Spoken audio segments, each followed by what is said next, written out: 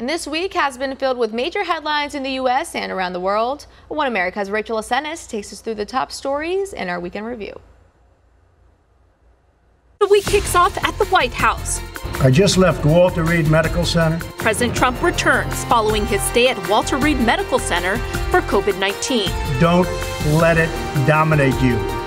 Don't be afraid of it. Also on Monday, Press Secretary Kayleigh McEnany, multiple White House staffers and administration officials test positive for the coronavirus. Plus, the Supreme Court opens a new term with only 8 justices. Tuesday, top Pentagon officials are under a self-quarantine over potential exposure to the coronavirus. Also, the president announces he authorized the total declassification of all documents pertaining to the 2016 Russia probe. Plus, the music world mourns 2 legends.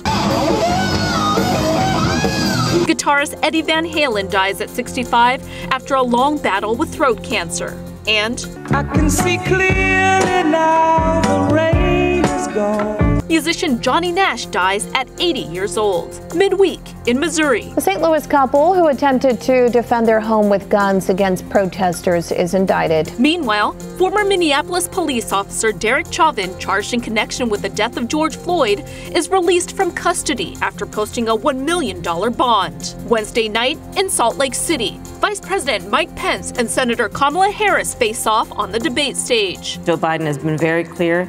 He will not raise taxes on anybody who makes less than $400,000 a year. He said he's going to repeal the Trump tax cuts. It'd be important if you said the truth. Thursday, Michigan Governor Gretchen Whitmer is thanking law enforcement amid an alleged plot to kidnap her. Meanwhile, debate debacle. The commission changes the second presidential debate to go virtual amid COVID-19 concerns, prompting both campaigns to set up their own plans for that day. Finally, on Friday, President Trump signals optimism in stimulus talks after calling them off earlier this week.